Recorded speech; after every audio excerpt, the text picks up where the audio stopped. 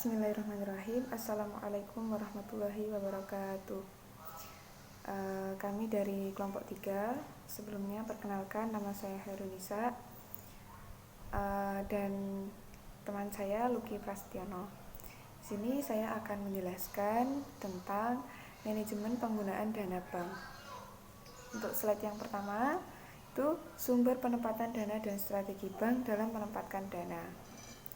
Dengan tujuan bank yang pertama yaitu mencapai tingkat profitability yang besar, yang jelas untuk mendapatkan laba yang besar, laba yang tinggi. Kemudian yang kedua yaitu mempertahankan kepercayaan masyarakat dengan menjaga agar posisi likuiditas tetap aman. Jadi sudah semestinya kalau bank itu menjaga dokumen-dokumen dari nasabahnya, kemudian menjaga keuangan dari nasabahnya, seperti itu. Kemudian untuk slide selanjutnya, yang kedua yaitu penggunaan dana bank. Untuk yang pertama yaitu aktiva yang tidak menghasilkan atau non-earning assets. Non-earning asset merupakan penempatan dana oleh bank dalam aset yang tidak menghasilkan keuntungan secara finansial. Akan tetapi penempatan itu harus dilakukan untuk memenuhi kewajiban kepada nasabah.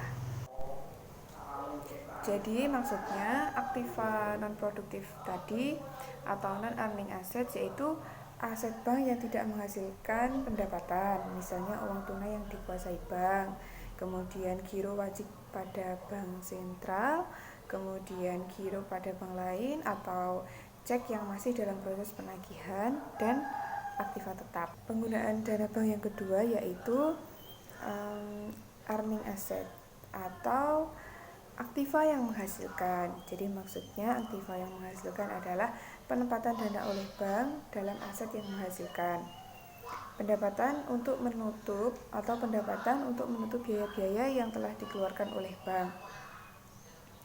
Dari aktiva inilah bank mengharapkan adanya selisih atau margin keuntungan dari kegiatan funding dan lending. Jadi maksud dari earning asset tadi atau aktiva yang menghasilkan tadi yaitu semua aktiva yang dimiliki bank dengan maksud untuk memperoleh penghasilan sesuai dengan fungsinya. Jadi maksudnya pengelolaan dana dalam aktiva produktif itu atau pengelolaan dana dalam earning asset sumber pendapatan bank yang digunakan untuk memenuhi keseluruhan biaya operasional bank, mulai dari biaya bunga, biaya tenaga kerja, dan biaya operasional lainnya. Komponen aktiva yang menghasilkan atau aktiva produktif yang bisa disebut juga earning asset seperti kredit, kemudian surat-surat berharga, dan penempatan modal.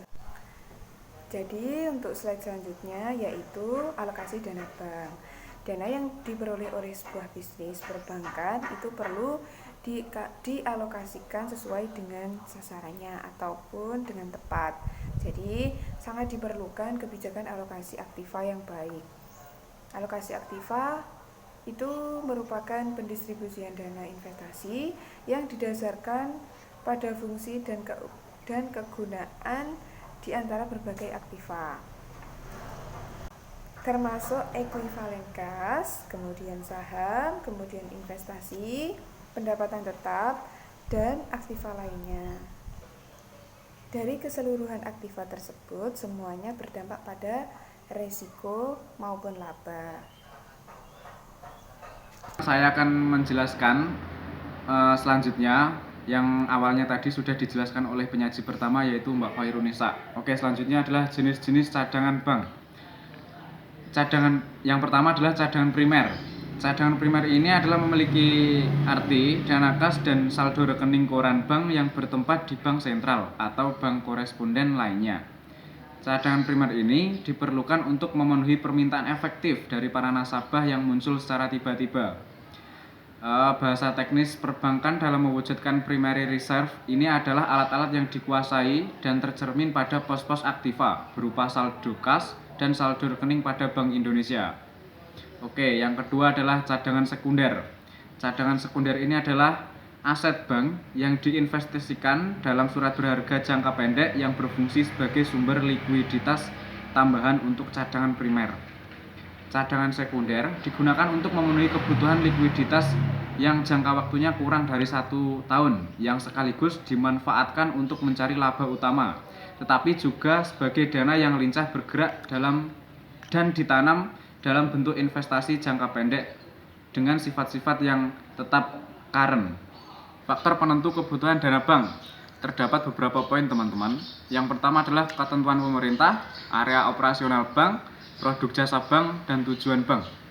Yang pertama adalah ketentuan pemerintah. Pemerintah selalu menetapkan besarannya dana atau modal sendiri setiap bank di negaranya masing-masing. Penentuan tersebut berdasarkan UUD, keputusan presiden, atau surat edaran Bank Indonesia. Selanjutnya adalah area operasional bank. Area operasional bank ini adalah kebutuhan dana bank akan semakin besar jika area operasionalnya semakin luas, meliputi nasional atau bahkan internasional. Selanjutnya, produk jasa bank. Produk jasa bank adalah kebutuhan besarnya dana bank dipengaruhi oleh banyaknya produk jasa yang akan dilayaninya.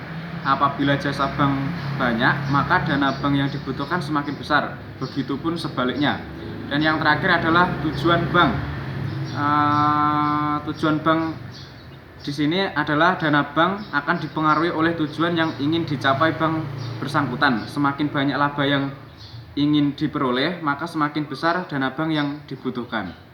Baik teman-teman, di slide terakhir ini adalah faktor yang dipertimbangkan dalam penanaman dana jangka panjang.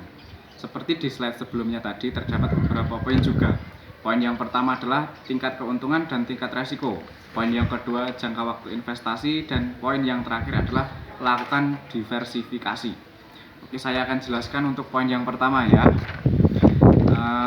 Tingkat keuntungan dan tingkat resiko. Keputusan investasi merupakan keputusan atau pilihan atas suatu skenario tingkat keuntungan yang diharapkan dan tingkat resiko yang siap ditanggung. Pemodal harus berhitung dengan cermat atas dua hal tersebut untuk mendapatkan keuntungan yang lebih besar. Pemodal harus siap menanggung resiko yang besar juga. Sebaliknya, semakin rendah resiko yang ditanggung, semakin rendah pula tingkat keuntungan yang dapat diharapkan. Oke, selanjutnya adalah poin yang kedua, jangka waktu investasi. Jangka waktu investasi dapat menentukan perilaku investor dalam aktivitas investasinya. Jangka waktu investasi dapat membantu dalam menentukan berapa besar resiko yang dapat ditanggung. Pada umumnya, orang yang berinvestasi untuk jangka panjang menanggung resiko yang lebih besar. Hal ini disebabkan investasi saham mengalami fluktuasi yang tinggi dari waktu ke waktu, tetapi tingkat keuntungannya rata-rata stabil untuk jangka panjang. Selanjutnya adalah lakukan diversifikasi. Salah satu untuk mencapai tingkat keuntungan yang baik secara konsisten adalah diversifikasi atau berinvestasi pada lebih dari satu reksadana. Diversifikasi merupakan sebuah cara untuk mengendalikan resiko karena walaupun berinvestasi pada beberapa reksadana beresiko tinggi. Bila nilai salah satu investasi tersebut menurun, nilai investasinya yang lain mungkin naik. Oke, teman-teman, sekian presentasi dari kelompok kami, yaitu kelompok 3.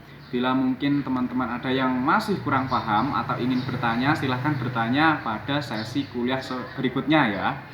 Sekian dari kami, bila ada kurangnya itu dari kami pribadi, bila ada lebihnya itu murni dari Allah Subhanahu wa Ta'ala. Akhiron, wassalamualaikum warahmatullahi wabarakatuh.